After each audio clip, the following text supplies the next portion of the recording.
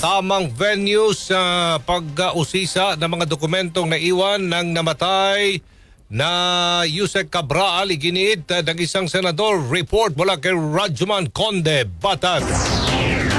Binigyang diin ni Senate President Pro Tempore Ping Lacson na may tamang panahon at tamang venue para talakayin ng mga dokumento o impormasyong naiwan ni dating DPWH Undersecretary Maria Catalina Cabral. Kasunod nito ang hiling ni Lacson na bigyan ng pagkakataon para magluksa ang pamilya ni Cabral na pumanaw noong Huwebes. Ayon kay Lacson, mula noong siya ay mag-privilege speech tungkol sa anomalya ng flood control projects hanggang sa investigasyon ng Senate Blue Ribbon Committee, lahat ng mga dokumentong nasa kanyang pag-iingat ay kanyang tinipon at isinumite sa kinaukulang ahensya. Dagdag pa ni Lacson, anumang papel na mula kay Yusek Cabral o sa iba pang resource persons ay kanilang ipinasa agad sa Office of the Ombudsman, Department of Justice at sa iba pang ahensya. Matatandaang 3 buwan bago pumanaw si Cabral ay naibigay nito kay Congressman Leandro Leviste ang mga dokumento tungkol sa mga anomalya sa proyekto sa DPWH kung saan may mga pangalan ng ilang senador at kongresista ang nakalista doon. Kasama mo sa DZXL RMN Manila, Rajuman Conde Batag, Tatak, RMN.